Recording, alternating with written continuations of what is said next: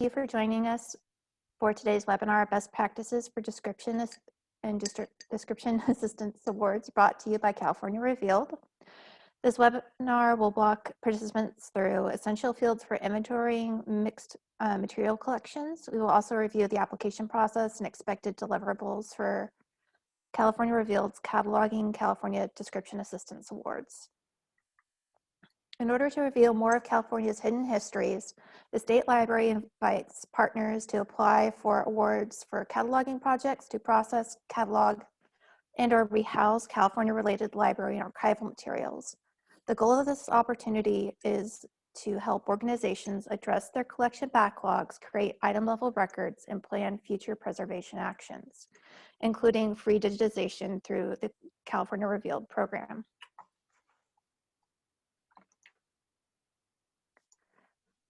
All right, so my name is Megan Lonish, and I am the Digital Repository Manager of California Revealed. And in the background is Pamela Vatican, the Director of California Revealed. She is available for technical support and to answer any questions you might have about the Cataloging Assistance Awards. So here's our agenda for today. First, we'll have a brief introduction to California Revealed for those who are unfamiliar with the project. And then we'll reviewing cataloging best practices with time for question and answers immediately following. Then we'll be going over the Cataloging California Description Assistance Award application process, followed by a final Q&A section. All right, so just who is California Revealed? For those of you who might not be familiar with California Revealed, here's a quick introduction.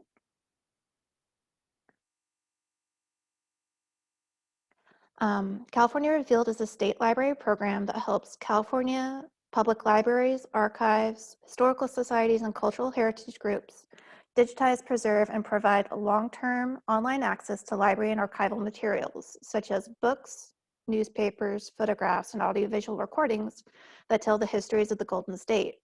We also provide free access and preservation services for existing digital collections, including technical advice and guidance for partner organizations that have in-house digitization programs.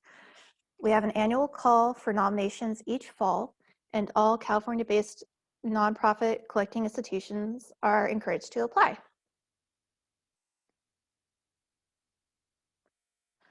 The California Revealed collection, available at californiarevealed.org, is comprised of materials that our partners nominate for digitization and long-term preservation.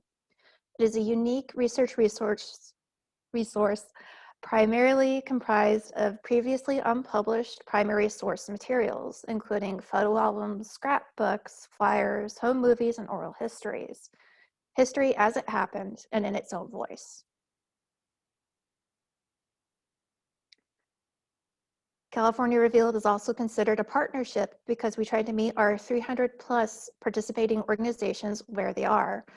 Our process is based on best practices in the field, but we try to be practical in our approach too, recognizing most organizations have limited resources and that doing something is better than doing nothing.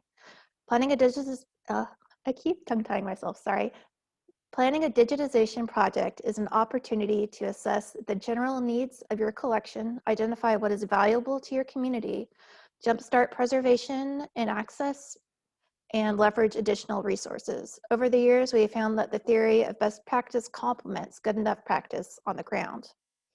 The list on screen is just a small selection of our partners, but you can see from the map how large portions of the state have not yet been revealed by the program. We are especially eager to welcome partners from these regions and help them reveal the hidden histories in their backlogs. Before we move on, we would like to take a quick poll to see how many current partners we have here today and who's new. We'll give you all a moment to respond to the poll now appearing on your screen.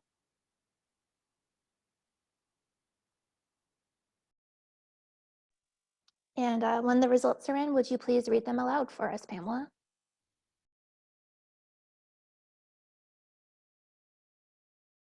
Looks like we have a couple of new folks and one returning. All right. For those of you who are new, welcome. We're very excited to have you joining us, and welcome back. All right. Thanks, everybody. All right.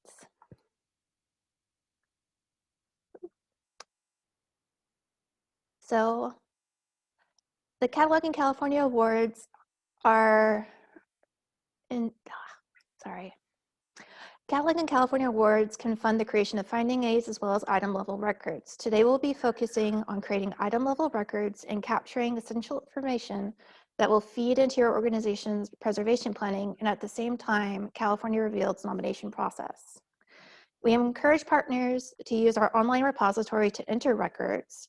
Our fields are configured to support data entry that conforms to field standards and makes many of the fields pull down options or autocomplete controlled vocabularies to make it easier to conform to standards. We will export your records as a CSV file for ingest into your own catalog, either at the completion of the Cataloging California Award process or on demand. For large batches of records, you are welcome to use our spreadsheet form, which is available at californiarevealed.org. California Revealed staff and partners actively work together to ensure that digitized and existing digital collections are findable and accessible for the long term. We encourage starting with the basic fields and enriching metadata after digitization. California Revealed incorporates standards and best practices with the aim of sharing metadata as widely as possible. These standards and best practices are codified in our format-specific metadata guideline documents. We have one set of guidelines for audiovisual recordings and one set of guidelines for print materials. These documents are available on our website. Using cataloging content standards like the Library of Congress subject headings, Library of Congress name authority file, and Library of Congress extended date time format allows us to establish a consistent and coherent way of discussing topics, times, places, and people, and makes metadata aggregation and sharing possible. When data falls within predictable patterns, it is easier for partners to reliably find who, what, when, or where across online platforms. For example, California Revealed initially uploads materials at both californiarevealed.org and the Internet Archive. California Revealed has an open feed of records that follows the Open Archives Initiative protocol, which aggregators such as Calisphere, the Digital Public Library of America, and WorldCat can harvest their records from. This in turn exposes partner records to a far wider audience than just those who look at California Revealed, californiarevealed.org, the Internet Archive, or a partner's own website. Increased number of access points means broader exposure. So we consider a record complete when the following 12 fields are filled in. For the catalogers and completionists out there, please keep in mind that there are over 60 fields for audiovisual objects and over 40 fields for print materials. So you're welcome to include more information if you like and have the information. These essential description fields will aid partners in building a coherent and concise inventory of materials that conforms to California Revealed standards, but will also serve as a foundation for your preservation planning, enabling you to identify content and prioritize preservation needs. These fields are arranged by category within our records in the California Revealed repository. Let's take a closer look at these required metadata fields by category. So first up, we've got descriptive metadata. So descriptive information provides information about the content and context of the material. Most of this information can be gathered from a close inspection of the physical or digital object. Up first is title. The title is a name or label given to the object. It is best to distinguish between similar or duplicate titles with dates or additional description. This makes it easier for users to distinguish between similar items in a search at a glance. For example, this item very helpfully has its title printed at the very bottom. Let me see, it's 273, Train Leaving Tavern.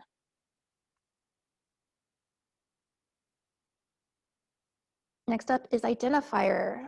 We ask for Identifier for two reasons. First, it helps partners keep track of what has been submitted to the program. Second, if your materials are selected for inclusion in the larger California Revealed program, our staff needs to be able to accurately connect metadata records with physical or digital materials. We accept two types of identifier for this purpose. One is call number. This identifier is an institution's internal identifier for an object, and this will display publicly if accepted for long-term preservation or for digitization. These generally fall within the following types: accession numbers, box folder identifiers, Dewey Decibel numbers, or Library of Congress classification numbers.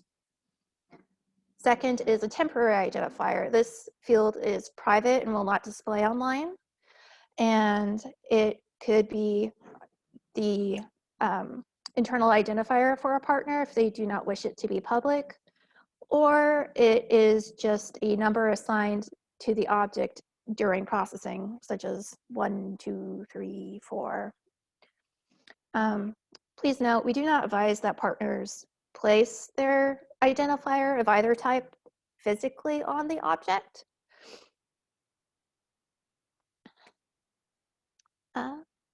Now we're going to address creators. An entity creator is an entity primarily responsible for creating the object. The creator may be considered an author, or it could be one or more people, such as a business, an organization, a group, project, or service. This is a controlled vocabulary field governed by the Library of Congress name authority file. So it's going to be entered as last name, comma, first name.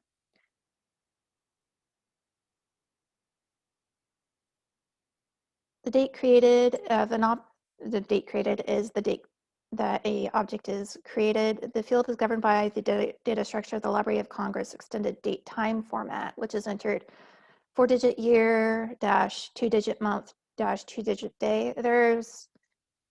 If for whatever reason your object has a more complicated date, there are instructions on how to format dates directly linked in our repository.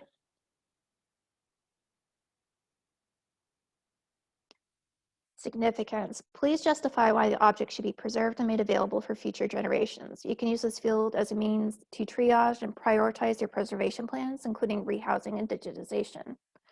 Previous successful nominations include additional contextual information about the creator, local history, events covered, frequency of use by local patrons, or significant people and places covered in the content. Also consider if the material is inaccessible without digitization. For example, if it's an obsolete audiovisual format, consider if the material is at risk of damage due to handling, or if the collection is in danger due to increasing fire and flood conditions. This is one of California Revealed's primary selection criteria, and this field will not display online. So just as a further note, we do encourage partners to prioritize cataloging and nominating those collections which are not cataloged, feature underrepresented groups in California's histories, or that are heavily used. Description would be a general summary about the content. This information may be in the form of an individual program description or anecdotal interpretations. Feel free to pull down content from significance into the description, such as highlights from it, if necessary, or if it makes it easier to complete the field. So the next major section of metadata covered in our requirements is rights metadata, which only has one required field, which is the copyright statement. This field conveys information about rights held in and over the content. California Revealed has 3 general statements: public domain, copyright permission granted, and the final copyright status unknown. Partners typically find the materials and donor files helpful in determining which statement to use. For detailed instructions on determining which statements to use, please refer to our Copyright Permissions Guidelines, which is available on our website. The third and final metadata category covered by our requirements required fields is technical metadata. This information covers technical aspects of the material to be digitized or already digitized. First up in that section is media type. Media type is, one way of thinking it is of the most basic way you can describe an object. For example, a book would be a text object, as would be, a report or correspondence. Photographs are considered still image, and moving image and sound are the two categories for audiovisual materials. So after having that broad, very basic, what type of material do we have? We have the more specific, what is the format of the material? So instead of just saying it's a text, we're asking, is this a report or a book? So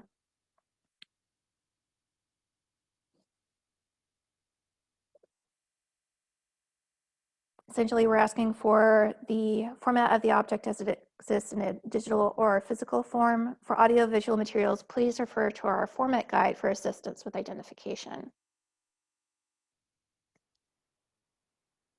So, number of parts. This differs slightly between audiovisual and print materials. For audiovisual items, we are asking for the total number of reels, tapes, discs, or files that make up the intellectual content described in a record.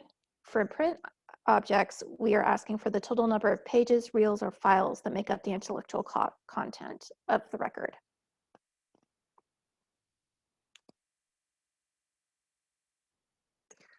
And this next requirement is another place where audiovisual and print materials diverge. So for print materials, we require that extent dimensions field be completed for the largest page within a record to help estimate digitization costs. And for audiovisual materials, we require that the extent duration field be completed. This is the total running time of the recording, if known. It's entered as hours, minutes, seconds. If there are multiple reels or tapes, please calculate the total duration of the entire recording rather than listing for each individual object. This again helps estimate digitization costs.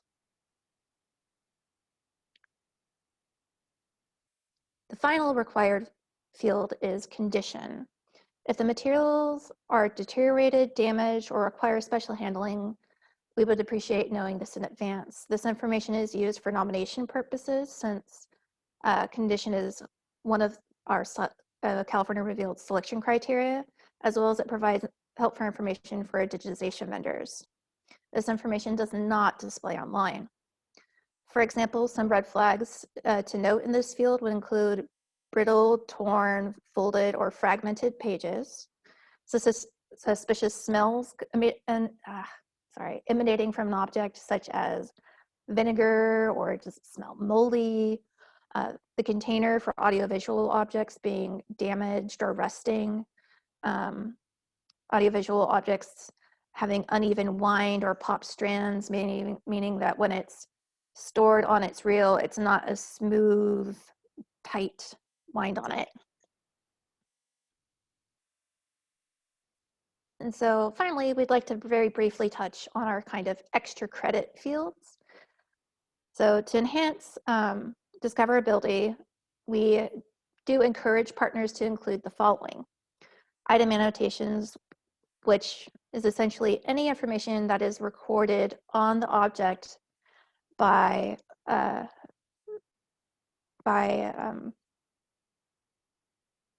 sorry, I've tongue-tied myself again, by anyone other than the original creators. This could include notes on the container, labels, or notes stored along with the object, such as Post-it notes or cards. Subject topics and headings, keywords, and personal names can help people find things more readily than just having them listed in a description. And then we ask that the geographic location or time period be entered. if possible or known. And then the genre would be a categorical description informed by the topical nature or particular style or form of content.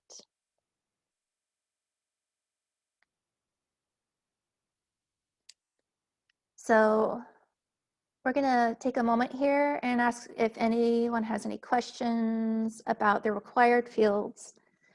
And I'll turn over the mic to the audience for the next couple of minutes.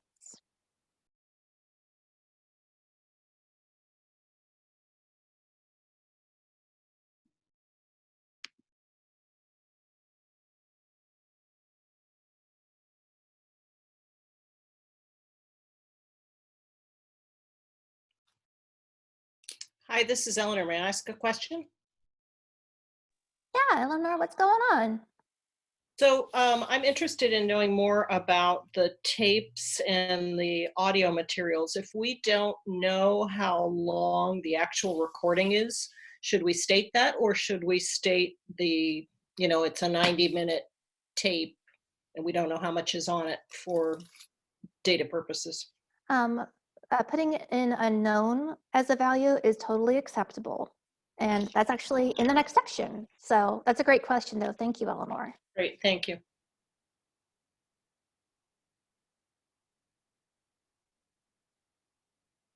Great.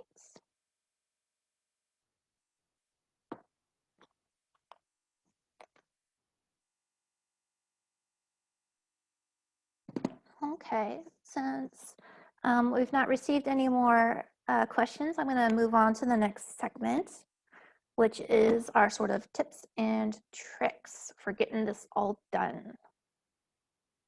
So first up, we're going to reiterate this point a number of times during the presentation.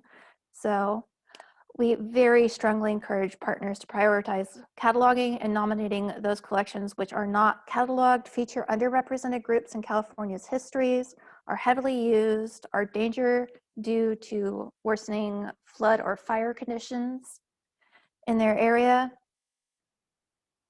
and with, sorry, I missed one, which are items which are actively deteriorating, which makes it difficult or impossible to make accessible. And finally, items that are inaccessible due to format obsolescence.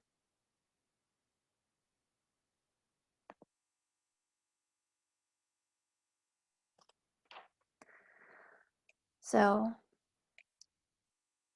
we do want to remind people that only the 12 required metadata fields must be completed to submit records either to California Revealed or for the Cataloging California Description Assistance Awards. Records can hold far more metadata than just the required 12 fields. For perspective, there are 60 fields for audiovisual materials and over 40 fields for print materials. All of these other fields can be completed if an object is accepted for digitization by California Revealed or after digitization.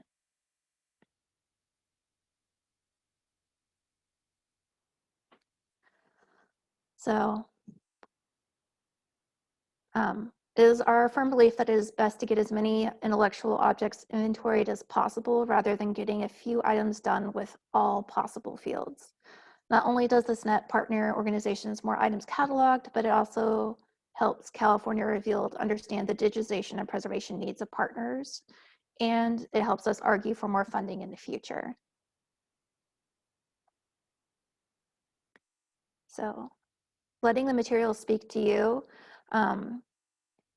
This involves, again, the close review and assessment of materials to be cataloged. Labels, containers, and notes are the best sources of information to complete required fields, and it helps to create more robust records, particularly for obsolete audiovisual recordings where playback is impossible. Existing inventories, donor files, and collection guides are also great sources of information that can be leveraged to complete required metadata fields if details are lacking or are not directly human accessible. And finally, getting to Eleanor's question is accepting that we're not going to know everything.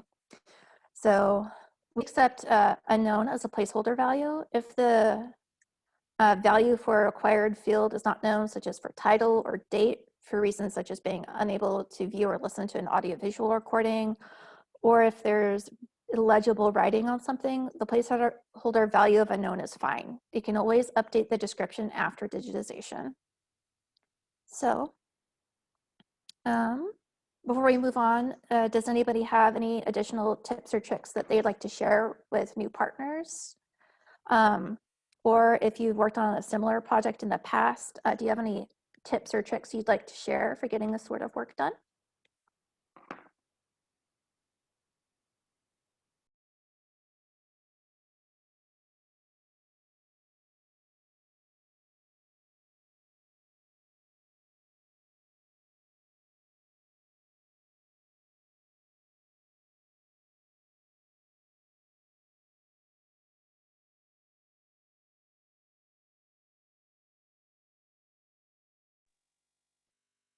Okay.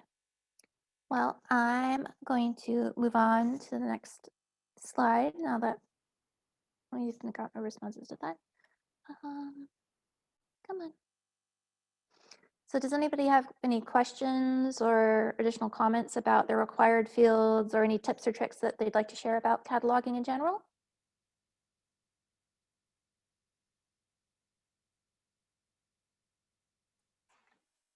I'm curious if people have particular collections in mind and what kind of existing description may exist to help you complete an inventory.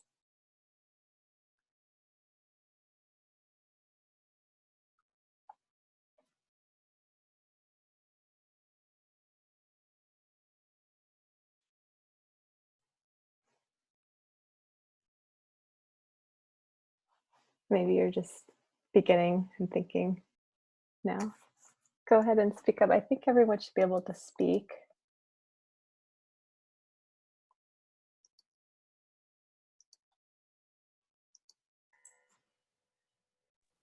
Sorry for those of you who are joining us a little bit later. This is our first time with Zoom webinar, so. Do you want to go ahead, Cornelia? Hi. Hi. Yeah, I'm not an archivist myself, but I'm sitting in on behalf of a group that I have joined as the board member. Could you just put a little perspective on the sequence of grants that California Revealed offers and how they correspond to different phases of an organization's getting its materials in order? I maybe I wasn't in the room when you did this, but you sort of, it seemed to me you sort of dove into some fairly technical information related to at least inventorying materials. And it was reasonably technical, okay? So I know a little bit about California Revealed, and I'm speaking for an audiovisual collection. Pamela, would you like to take this question? Sure, yeah. So from the beginning, or since the beginning, we've always been on this digitization and preservation track, and we've depended on the participants to tell us what they want to digitize and what they think is the highest priority. And they do that by nominating items for digitization. And so right away, we need description about the items. And we've always had this nomination process where we ask for a minimum number of fields. And we found that even that step can be hard, especially when we're working with unprocessed collections and organizations are under-resourced. So we then started this cataloging awards opportunity a few years ago to help motivate people and kind of get the process going, get the nomination process going. So that's why we now have this award that kind of feeds into the digitization program.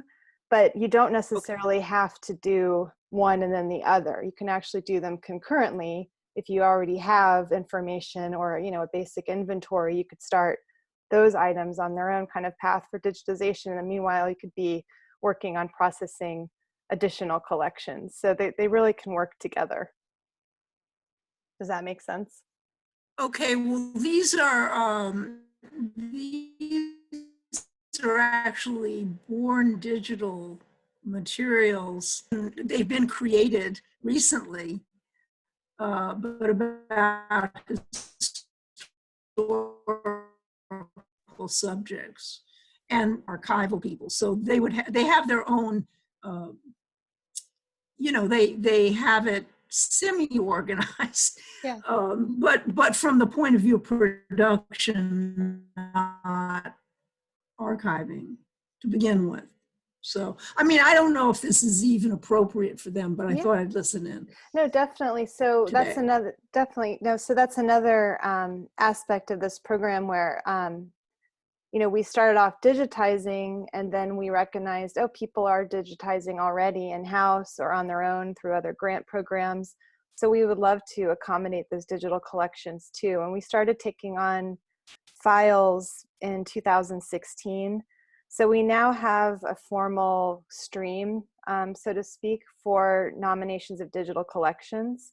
And we recognize too that those files may not be well described either, depending on the history of the project. Probably not. Yeah, as people come and go, and that's totally common.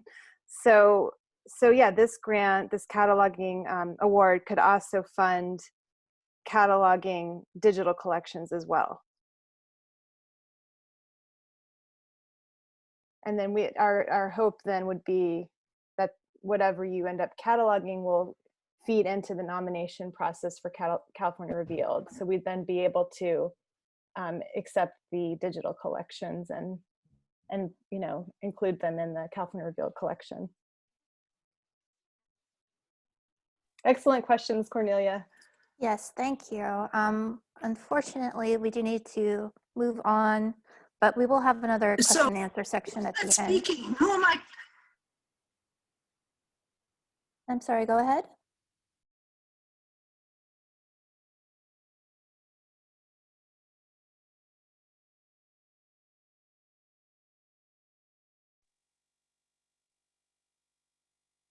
Okay.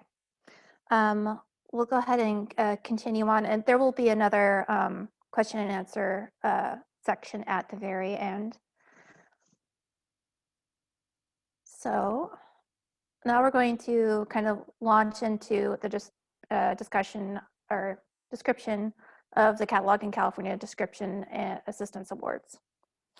So in order to reveal more of California's hidden histories, the State Library invites libraries, archives, and other cultural institutions to apply for awards of up to $5,000 for cataloging projects to process, catalog, and or rehouse library and archival materials related to California history. The goal of this opportunity is to help organizations address their collection backlogs, create item-level records, and plan future preservation actions. Collections processed and cataloged with this funding will automatically be considered as nominations for California Revealed's next digitization cycle, which is occurring in 2021/2022. Applications are due Friday, December 11th. And Pamela already touched on this, but does anybody have any ideas for what they would like to nominate in this sort of award process? Please go ahead and enter it in the chat.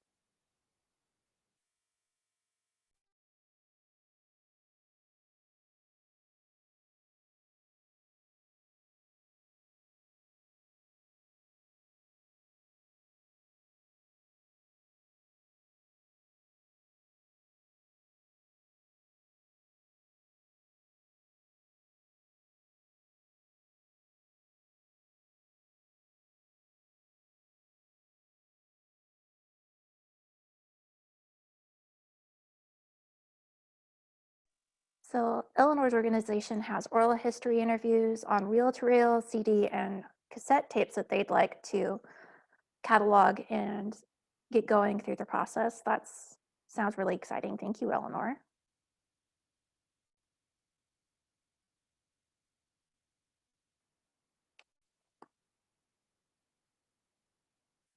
And Lissa wants to get more of her area's local historical societies involved. That sounds awesome. Thank you, Melissa. Word of mouth is our #1 way of getting new partners. So we appreciate you trying to involve more people. Yes, collaborations are awesome. Okay, so moving along.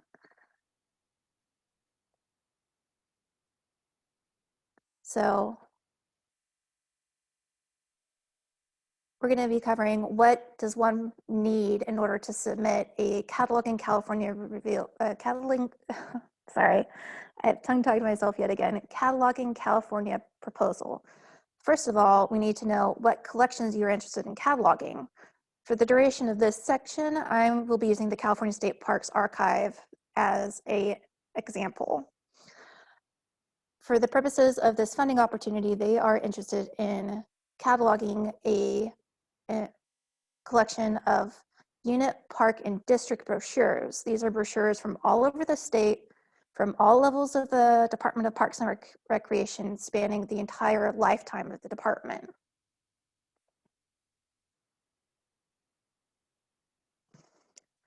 So after telling us about a little bit about the collections that you'd like to catalog, we need to know why this collection is significant to California's state or local history.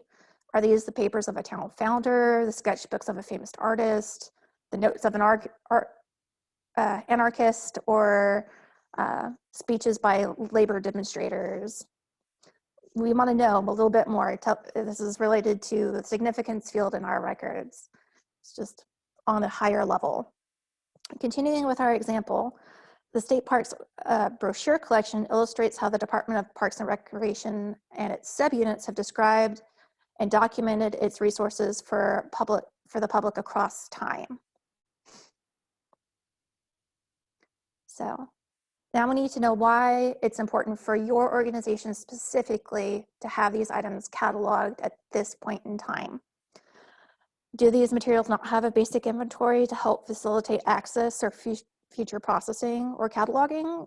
Is it difficult to make materials accessible by patrons or users due to a lack of description? Are there additions to a collection that have not yet been recorded in current finding aids or cataloging platforms? Are the materials stored in extended housing that is damaging the materials?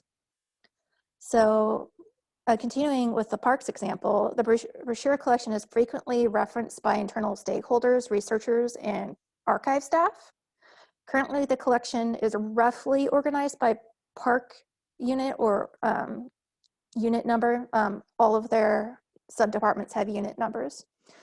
Having a full inventory would expedite reference requests for this collection, as well as simplifying processing of unit, park, and division collections in the future, as all unit-based collections reference this collection for the brochures. Similar to our record level, we need to know kind of a general overview of the condition of the collection being proposed.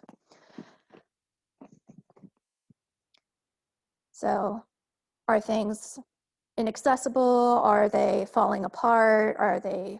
Do they smell weird? Let us know a little bit about that. For the purpose of our example, this collection is in relatively good condition, no major tearing or creasing, no staples, none of the items are bound together. So it'd be a very straightforward collection to both process and to digitize if accepted. So once we know those kind of basic points, we need to know how in-depth the organization plans on going when they create records. California Revealed prefers item level records because it makes items easier for users to access, but there are options to process at the collection and series levels as well. Our example partner, Parks, plans on doing an item level inventory and cataloging project on this. Next, we need to know what types of materials are going to be a part of the collection cataloged. Is it just a print-based collection that has correspondence, photos, flyers, books, and newspapers?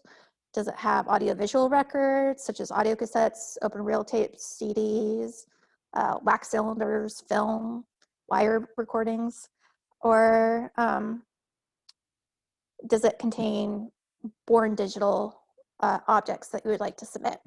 Our sample collection is comprised entirely of print-based materials, brochures, namely, of varying sizes and conditions. The State Parks Archive is hoping to incorporate a digitization workflow in their cataloging project. Next, we need to know roughly how many records or items you're planning to catalog during the project. This is just a rough count. It doesn't need to be an exact number. Our sample collection has about 1,500 to 2,000 brochures, depending on how tightly the boxes are packed. So we also need to know how much financial support does your organization need to make this project happen. We do ask that applicants keep in mind that this funding cannot cover indirect costs such as utilities, rent, computer hardware, or furniture, but the funding does cover staffing, materials for rehousing, internal catalog creation, and the creation of finding aids. So some of the considerations that play into the budget would be, are you planning to hire someone to assist with the project? Are your internal staff, existing staff being tapped for the project? Will volunteers be helping with the project? How much material do you, how many, I'm sorry, yeah, I'm telling myself, I'm having a hard time with that today. What types of materials do you need to rehouse? Do you actually need to rehouse things? And how many hours do you think this is going to take? Our example partner is planning to hire a graduate student to assist them with this project, and they'll be primarily responsible for record creation. Following the suggested pay rate, the intern will be paid as a contractor at $28 an hour. Parks thinks it'll take about 150 hours to work through the collection, and they do need new acid-free folders to rehouse the collection, but the document cases they're stored in are in good shape. So altogether, 150 hours at $28 an hour, plus the cost of, say, 1,600 new acid-free folders is $4,872. So, and finally, California Revealed needs a timeline for when work is expected to be finished. We do understand that we're all living in a COVID-19 world, but this is just a rough estimate. So if everything works out, Parks, let me back up, I'm sorry. So we do need that timeline, and this is just as an informational point, work can begin as soon as January 1st, 2021, and all receipts and invoices and work must be completed by August 31st, 2021. The proposed timeline for Parks is between January 1st and about mid-February. They're going to be looking to hire their new partner and ordering their supplies. Between late February and early March, they're hoping to onboard their new person and help them with their first couple of park units or divisions and get the workflow ironed out. And then between March and July, they're hoping to get about 1,500 brochures done. So give and take, you know, closures or any sort of problems that arise. They're planning to finish work on the collection in August, as well as submitting their records and their invoices and receipts to California Revealed for reimbursement. And they're also planning on creating a finding aid based on the records created for California Revealed. So now that we've outlined what a person needs to submit a proposal, does anybody have any questions about this? Just for your information, this is the end of the presentation. So thank you for coming. So this is kind of our open question and answer section.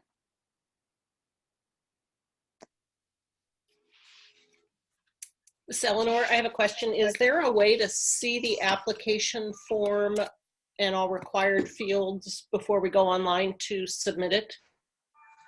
So we will be releasing a PDF document shortly that will have all of the questions for the application on it. Great. And also some of the links on your website for the California Revealed forms for item records are broken links. Are those being updated? They will be updated shortly. I wasn't aware that they had broken. I'm sorry about that. Yeah, I can send you the link if you want. That would be awesome. Thank you. I'm going to move on to the contact us one so you can send me an email. Okay.